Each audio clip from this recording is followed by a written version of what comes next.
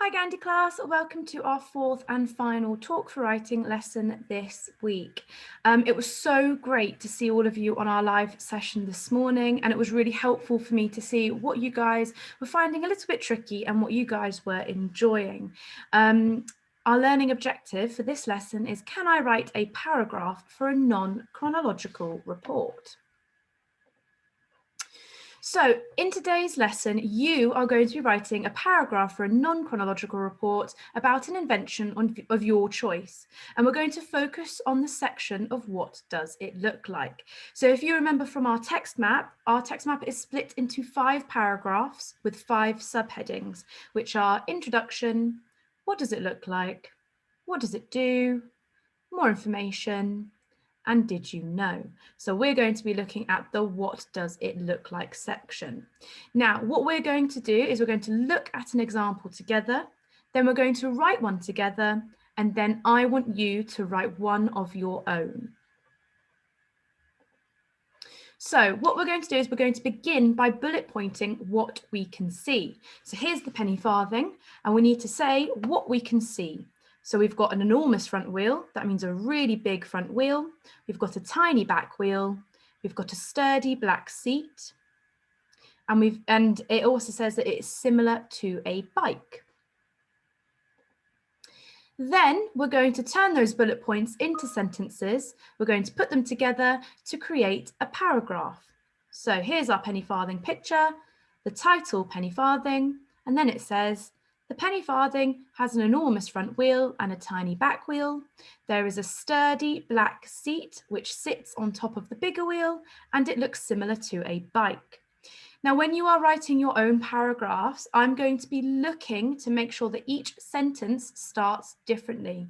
They shouldn't begin with the same words, such as it has or there is, because that becomes very boring. And I want you guys to be writing some really exciting and interesting sentences.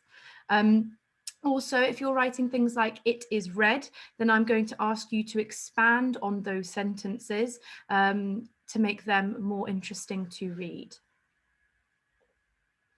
So what we're going to do now is we're going to write one together. Now this is the Victorian flushing toilet.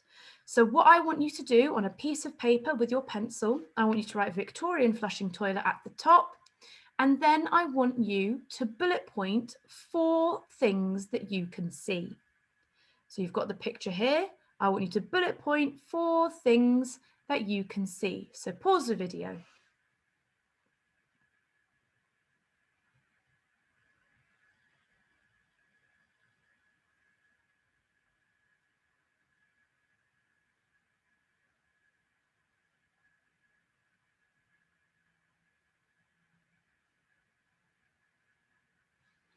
Okay, so I'll tell you what I can see, and we can see if we've got some similar things. If not, you're more than welcome to add what I've written or change yours if you'd like to.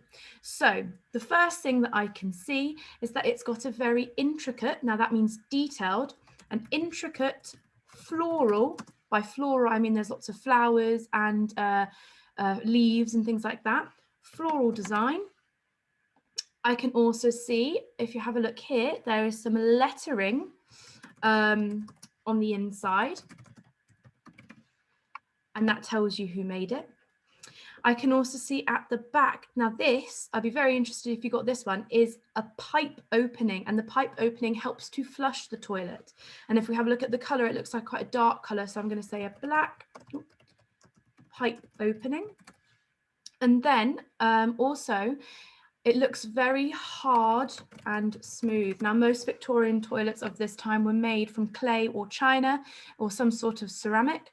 Another interesting and fun fact for you is that attractive toilets were actually a status symbol. So the more attractive your toilet, the more intricate the design on it, made you seem more powerful or more wealthy to everybody else. So that's a fun fact there for you.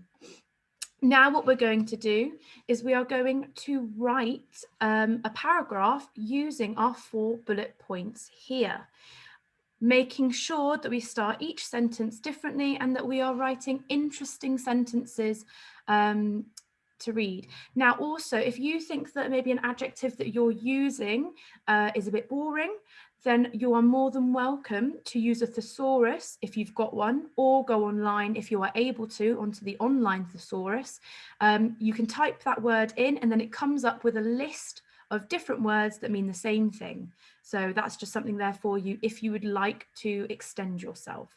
Okay, so I'm going to start off by writing about how it looks with the intricate floral design. So this is my first bullet point, and I'm going to write the Victorian. Now it starts with a capital V because it is a proper noun and it is a period of time, so it needs a capital V. The Victorian flushing toilet has a beautiful, comma, intricate, comma, floral design. Now here I've used a power of 3, and I would love to see you guys using a power of 3. We have done a lot of work on this before in school, so I would be expecting that most of you would use this. Okay, next I'm going to talk about the lettering on the inside. This tells you who made the toilet or who designed the toilet. So I'm going to say inside the toilet, comma, there is bold, comma, black lettering, which tells you who made the toilet. So here I've got an interesting sentence starter, followed by a comma. I've also got an expanded noun phrase where I've used 2 adjectives with a comma in between and then a noun. And then I've used the conjunction which, and I've expanded on my sentence. Now, next I'm going to talk about the black pipe opening used to flush the toilet. So I'm going to say at the back, comma, there is a black pipe opening used to flush the toilet. So that's 3 out of 4 of my bullet points now done. And then I'm going to talk about how it looks hard and smooth. So then the last thing I'm going to write is it looks hard and smooth.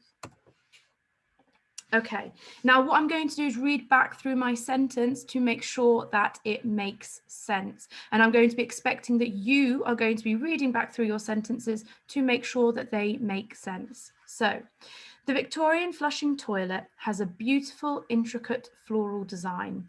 Inside the toilet, there is bold black lettering which tells you who made the toilet. At the back, there is a black pipe opening used to flush the toilet. It looks hard and smooth. So that is my paragraph describing what the Victorian flushing toilet looks like. So you, on your piece of paper, should have a bullet pointed list of what it looks like, and you should have your paragraph describing what it looks like. So that's 4 sentences from your 4 bullet points. Okay, next, what I would like for you to do is either pick one of these inventions to write about, or if there is a different invention you'd like to write about, maybe one that you've already seen, another Victorian invention that we've already spoken about, then you can choose to write about that. Or you might want to choose a favorite toy or invention that is around your home. Here we have the Victorian telephone, we've got a Victorian camera, we've got a Victorian car, and we've got a Victorian sewing machine. So you can use one of these to talk about, you can pick another Victorian invention that you know about, or an invention in your house. And what I want you to do on a piece of blank paper, at the very top, you need to put the title, which would be the name of the invention. So if you're writing about the Victorian camera, you then need to write at the top, the Victorian camera, and underline it because it is a title. Next, I want you to spend no more than 5 minutes drawing a picture of this invention. So if you've chosen the Victorian camera, you would then very quickly draw the Victorian camera here on your piece of paper.